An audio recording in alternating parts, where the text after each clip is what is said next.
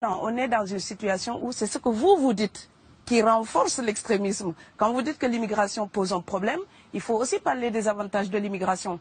Parce que moi, quand je travaille en France, je paye mes impôts ici. Donc les étrangers qui sont là, il y a une partie qui peut travailler et envoyer au pays aider. La majorité paye ses impôts, s'installe dans vos pays, enrichit vos pays. Donc ce sont des citoyens productifs. Après, il faut voir, il y a une minorité qui vient, il y a des morts, certes. Mais je voulais souligner une chose. Le discours que vous avez, il est encore légitime tant que l'Afrique restera muette.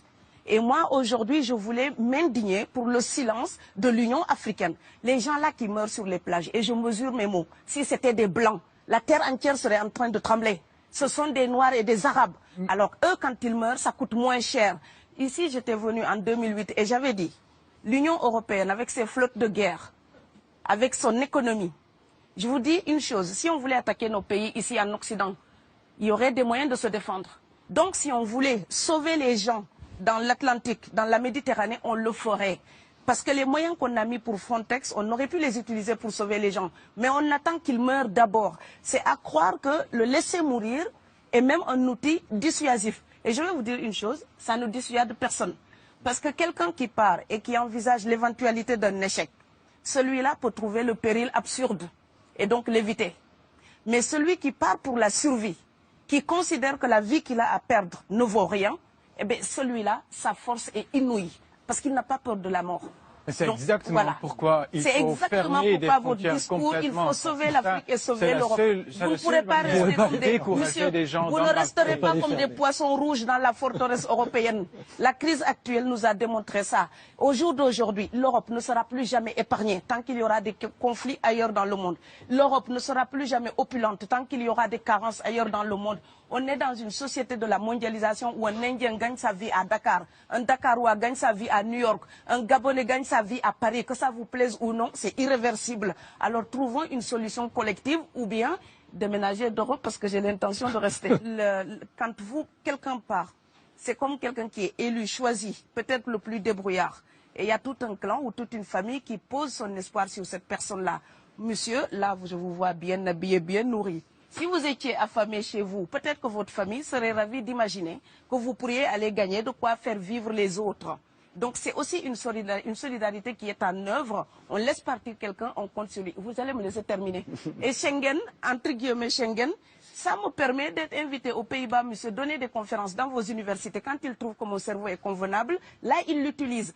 Par contre, ils sont embêtés à l'idée d'avoir mon frère, qui n'est pas aussi diplômé que moi et qui pourrait avoir peut-être envie de travailler dans le bâtiment. Donc, vos pays deviennent schizophrènes. On ne peut pas trier les gens comme ça avec les étrangers utiles et les étrangers néfastes. Et la deuxième chose que je veux dire aussi, c'est que les Européens, là, on voit des Africains qui viennent, d'accord? Ce mouvement, ce déplacement de population, on le voit. Mais on ne voit pas le mouvement des Européens allant vers les autres pays. Alors celui-là, c'est le mouvement des puissants, ceux qui ont l'argent, ceux qui ont le bon passeport. Donc vous allez au Sénégal, vous allez au Mali, vous allez dans n'importe quel pays du monde, au Canada, aux États-Unis, partout où je vais, et je voyage tout le temps, je croise des Français, des Allemands, des Hollandais. Je les rencontre partout sur cette planète parce qu'ils ont le bon passeport. Donc, comme avec l'exotisme, l'Europe s'était arrogé le précepte unique, unilatéral, de l'exotisme. Les autres sont exotiques. Alors que pour quelqu'un de mon village, il n'y a rien de plus exotique que quelqu'un d'Amsterdam. Maintenant, pour l'étranger aussi, pour les voyages des temps modernes avec la mondialisation, quand les pauvres viennent vers vous, il y a des mouvements de foule qu'il faut bloquer. Mais quand vous, avec votre passeport et avec toutes les prétentions que cela donne, vous débarquez dans les pays du tiers-monde, là, vous êtes en terrain conquis.